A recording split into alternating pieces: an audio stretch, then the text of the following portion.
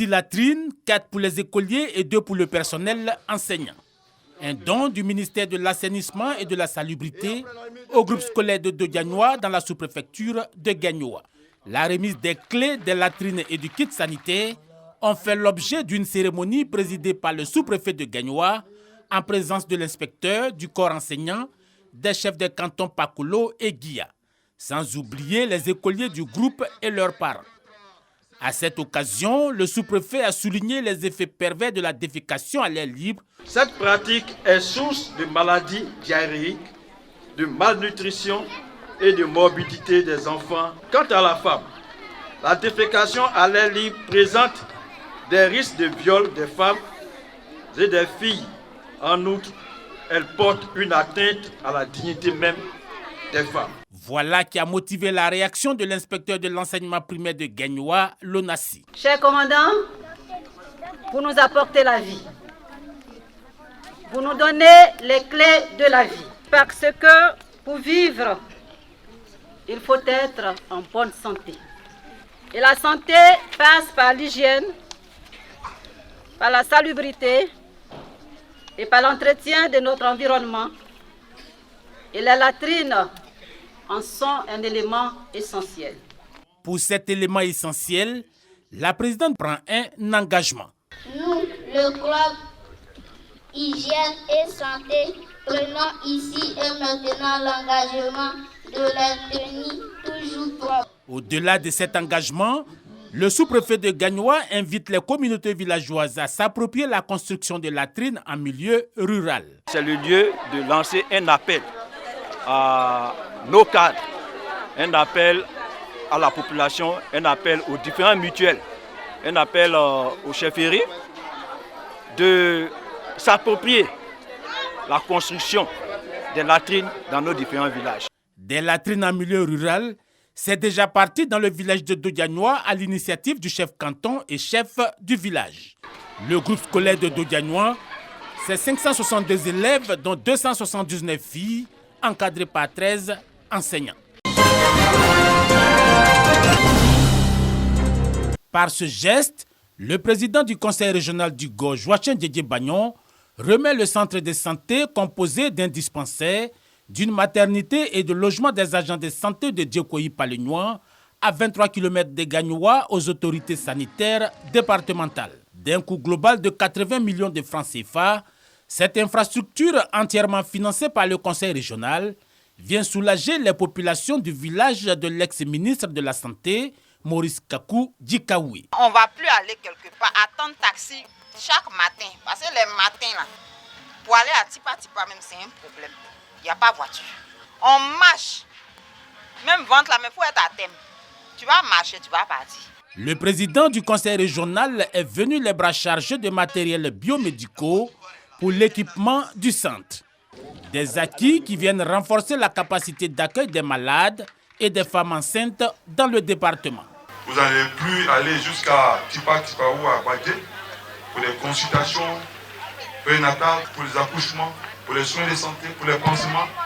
Désormais, vous avez un centre de santé qui est hyper équipé et dont le personnel est déjà disponible. Pour Joachim Djedje-Bagnon, les populations doivent privilégier l'union et la paix dans la région et mettre en avant le développement. C'est la vision du chef de l'État d'approcher le centre de santé à la population.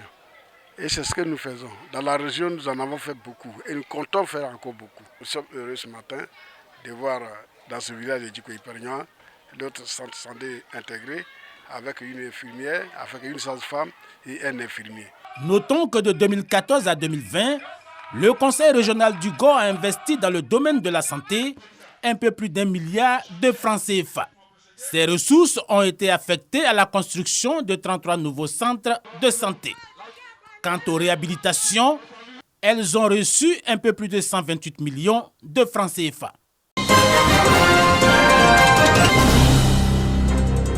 40 jeunes filles, élèves en situation de détresse économique, ont reçu des bourses d'études dans le cadre d'un projet financé par le ministère des Affaires étrangères du Canada, en partenariat avec le Fonds des Nations Unies pour la population.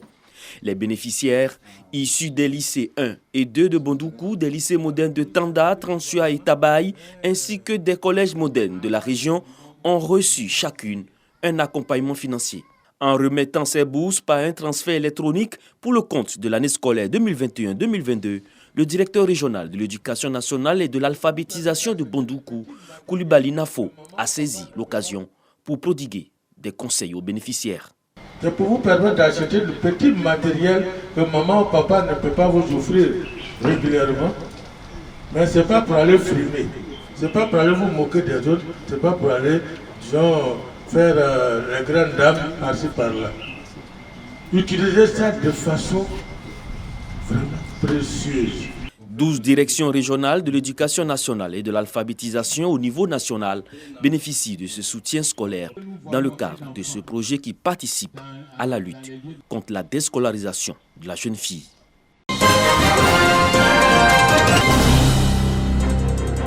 La lutte contre le terrorisme et la criminalité. Deux problématiques au centre de l'atelier de formation au profit d'une cinquantaine d'éléments des forces de défense et de sécurité. Un renforcement de capacité qui s'inscrit dans la mise en œuvre de la stratégie de la police de proximité. Une formation soutenue par l'ambassade des États-Unis en Côte d'Ivoire en collaboration avec le ministère de l'Intérieur et de la Sécurité dans le cadre de la coopération bilatérale en matière de sécurité intérieure.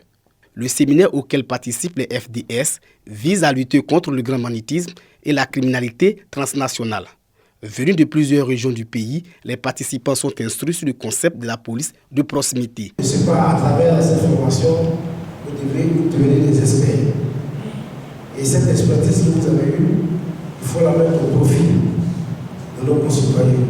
De telle sorte à faire en sorte que la police soit la population et la population la police. Nous avons été heureux à la fin de savoir que nous avons abouti à quelque chose de bon, à quelque chose de palpable, à quelque chose qui peut nous servir utilement dans le cadre de la sécurisation de nos populations. Les participants appellent la population à la collaboration pour plus d'efficacité des forces de défense et de sécurité sur le terrain. Développer la doctrine de la police de proximité pour lutter efficacement contre le crime organisé et l'avancement du terrorisme en Afrique de l'Ouest. Tel est le thème de l'atelier. Chaque participant a reçu un diplôme de participation au thème de la session de renforcement des capacités. Échange direct entre population de Brendoukou et le sous-préfet de Bianoua dans le département d'Aboisseau. Emile Kofi Yao est venu s'imprégner des réalités de ses administrés qui, depuis 2 décennies, n'ont pas reçu de visite d'autorité administrative. Ces campements, des plus grands plus petits dans cette zone de production cacaoyère, de palmiers, d'EVA et de teck, ont de réelles insuffisances. Une visite alors, après le recensement général de la population et de l'habitat 2021. C'est venir rencontrer donc cette population qui se sent quelque peu exclue de tout le processus de développement mis en place par l'État de Côte d'Ivoire afin de recueillir les doléances et les transmettre à la haute hiérarchie. C'est ce camion qui a transporté le visiteur du jour. Ceci pour dire qu'ici, pas de route pour l'écoulement des produits agricoles, mais aussi pas d'eau potable ni d'électricité. Ces échanges sont donc une opportunité pour ces paysans d'aborder de plus près leur réalité. Nous voulons une école pour que nos enfants puissent être scolarisés. Un dispensaire, surtout le déclassement, c'est ça qui nous tient à cœur. Nous voudrons charger à notre commandant de nous aider, d'aider sa population, de voir dans quelles circonstances il peut nous aider pour que nous puissions avoir au moins quelques classes ici.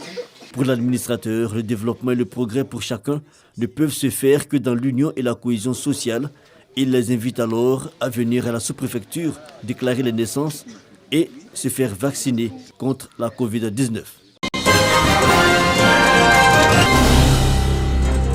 C'est le village de Dalouboué dans la commune de Lakota qui a servi de cadre à cette cérémonie d'installation du nouveau chef du collectif des chefs traditionnels des 14 villages de la commune. Douto Doukouré Edmond aura pour mission de renforcer la cohésion sociale et préserver le climat de paix. Nous voudrons, par cette symbolique, demander au chef d'être garant de la cohésion sociale ici dans le village et dans la commune de Lakota.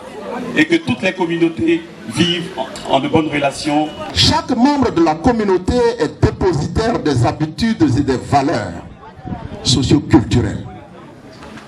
Mais il existe dans le groupe un sage à qui on confie le bon fonctionnement du temple. Il s'agit de chefs traditionnels. Cadres et autorités administratives, tous ont insisté sur le rôle de rassembleur que le nouveau chef doit jouer dans la commune de Lakota. Vous devez rassurer tous les hommes, les femmes et tous les cadres appartenant à toutes les sensibilités politiques en jouant votre vrai rôle de chef, c'est-à-dire celui qui est garant des us et coutumes et qui est un juste médiateur permanent. Chef de village de Dalouboué depuis 2009, Douto Doukouré Edmond est agent de mairie à la retraite.